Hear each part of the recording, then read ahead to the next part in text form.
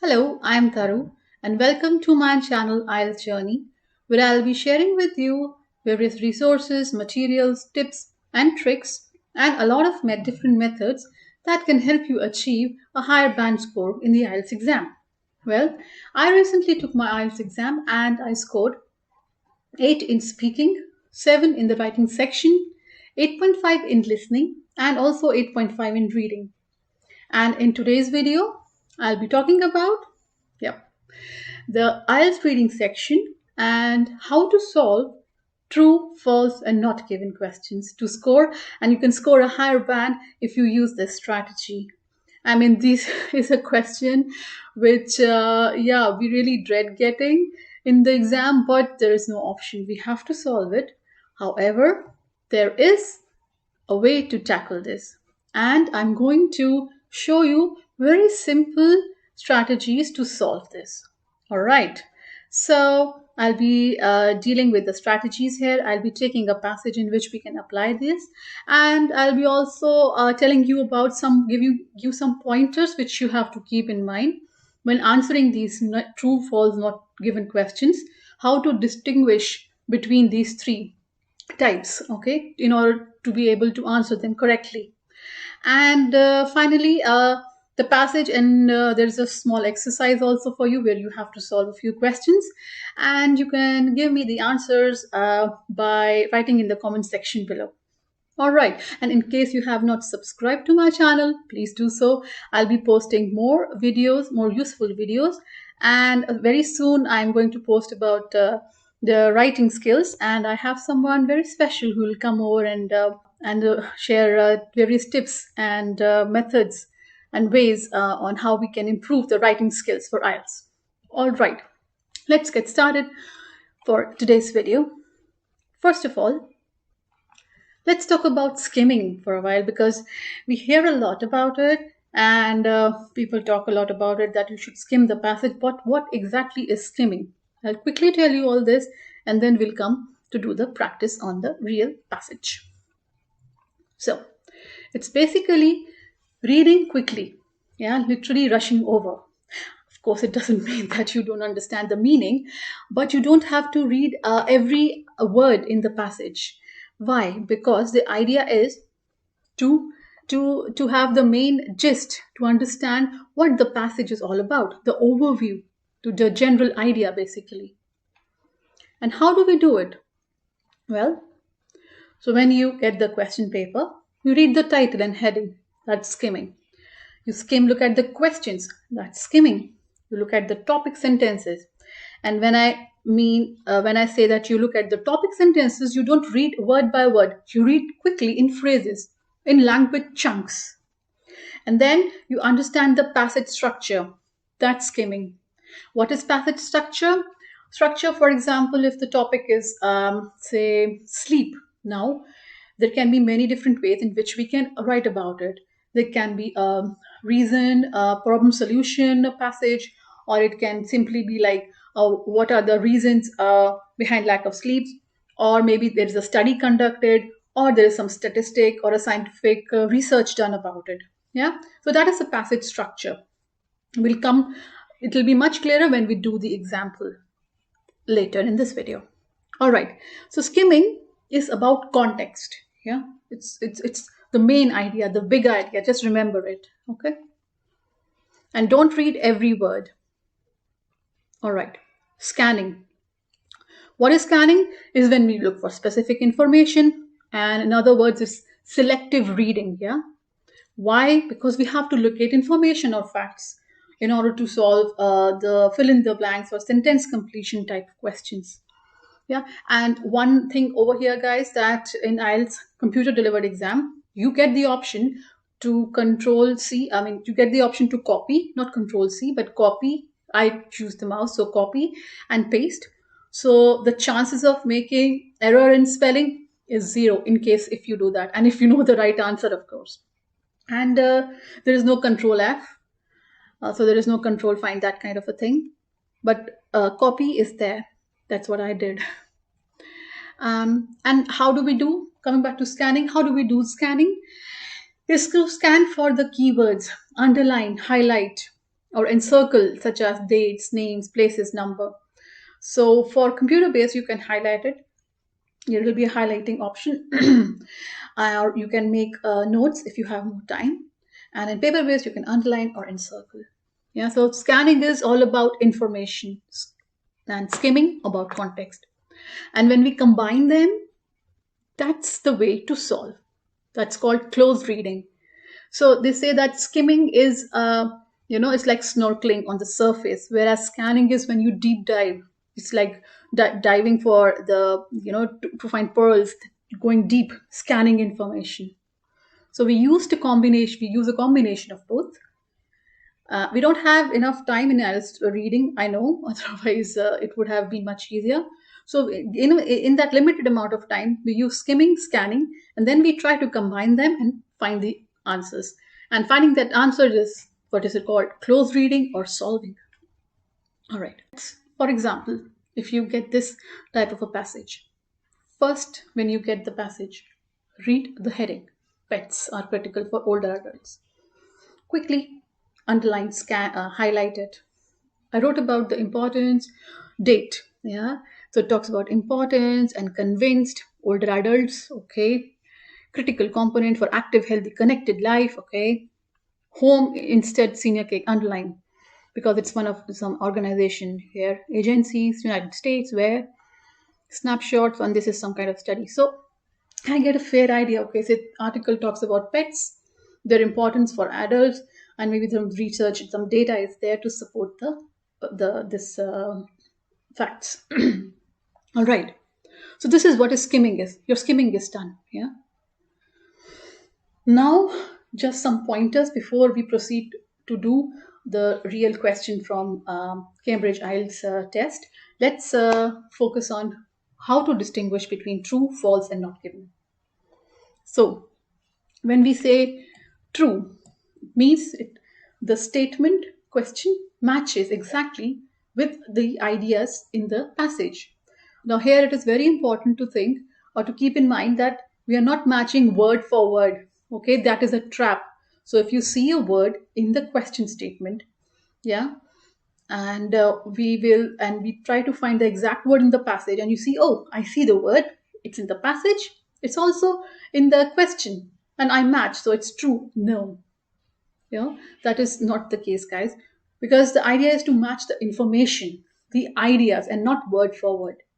So if you're 100% sure that, okay, this information is there, go for it, it is true. And look out for synonyms and how the statement is paraphrased in the passage. For false, of course, it is contradictory. There is information, but it contradicts. It's totally opposite. And sometimes you can also look for the opposite words. Yeah, that also helps. And not given, I know most of the test takers, I mean, I was also one of them. The main confusion is between false and not given. But I hope with this one, it will be much clearer when we do an example. So when you come across and you're answering the question and you find it confusing, you overthink it, or the information is simply not there, or you try to assume something from your own knowledge and try to infer logically, maybe, yeah, it could be, yeah, I think so. No, you don't have to, you don't assume anything. Yeah. So we don't know, which means there is no information given, and it's taking long to find the answer also, so it's not given. It'll be much clearer when we do the passage. So let's go and do one. Okay, this is important also to watch out for the modifiers, adverbs of frequency, time connectors. So when you see these type of keywords, underline them. Like, for example, if they say all people went on holiday or most people went on holiday, are these the same sentences? All and most? Underline. No, it's not. We have the information, but they do not match. So it is incorrect. Now, every or majority or almost or nearly, like almost everyone went on a holiday.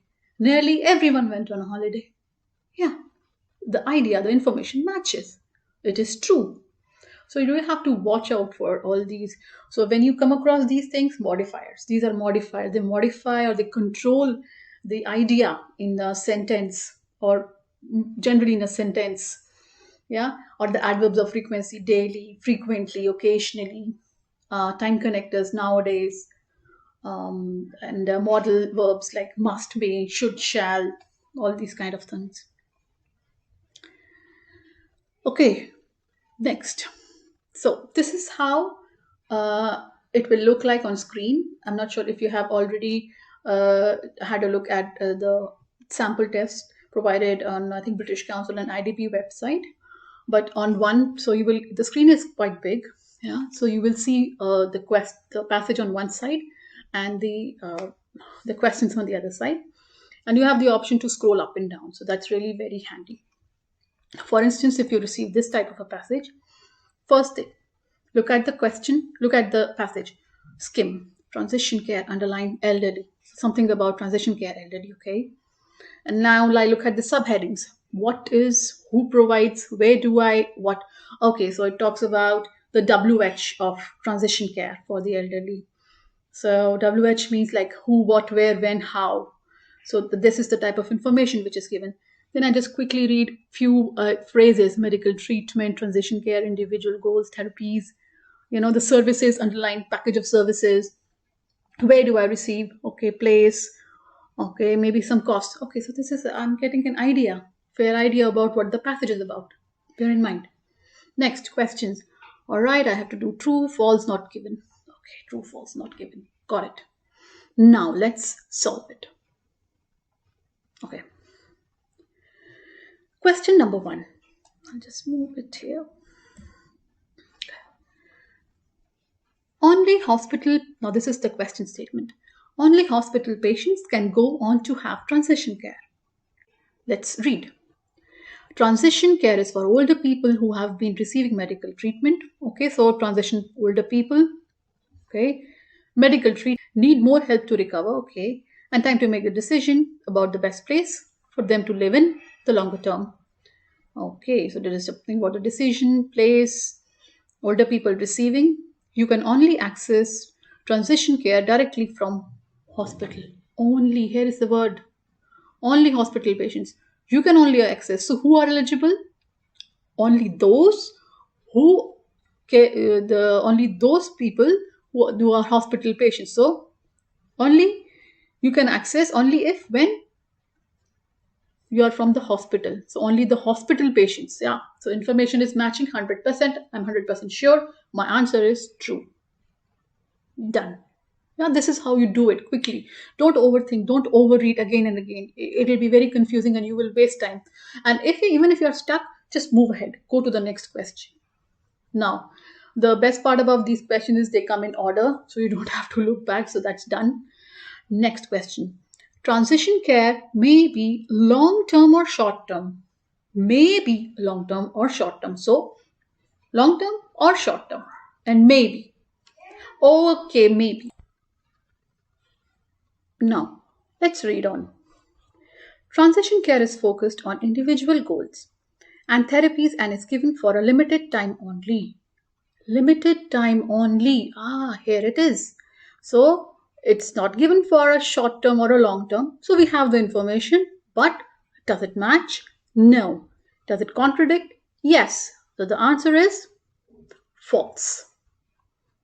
You can pause the video before you see the answer for the next one, and you can try and do the next one.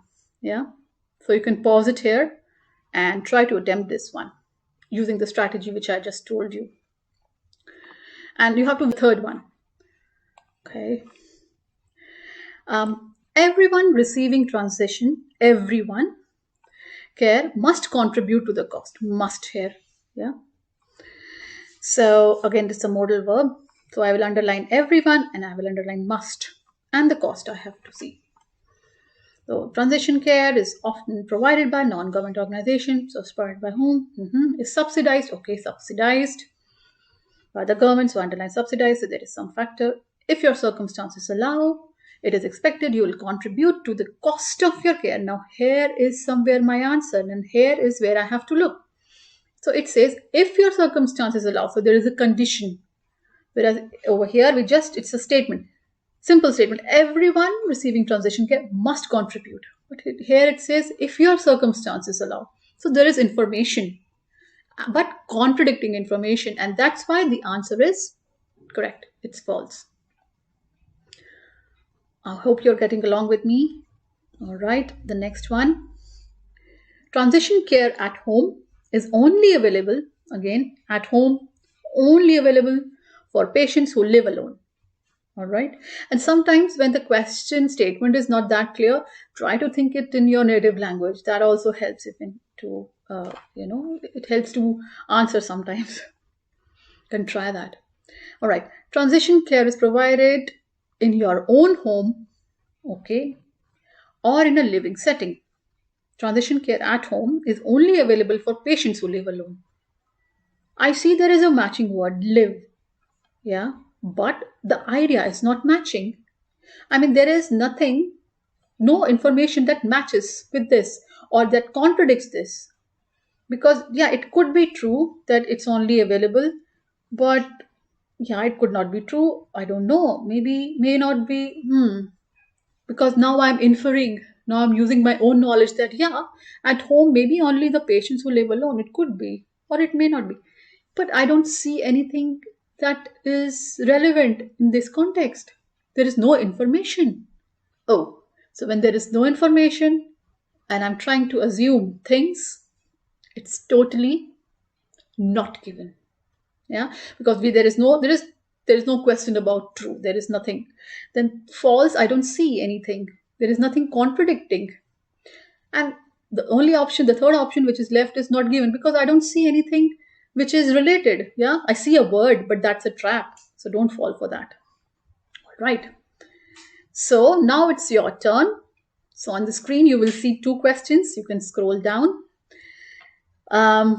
Skim, scan, find. Okay. You can write your answers in the comment section below and let me know. And that's it for today. I hope that yeah, you understood the way we are trying to solve the true, false, and not given questions. And please subscribe to the channel. I'll be posting more videos. And yeah, of course, do this question the exercise and let me know how you find it. All right. Good luck with your preparations.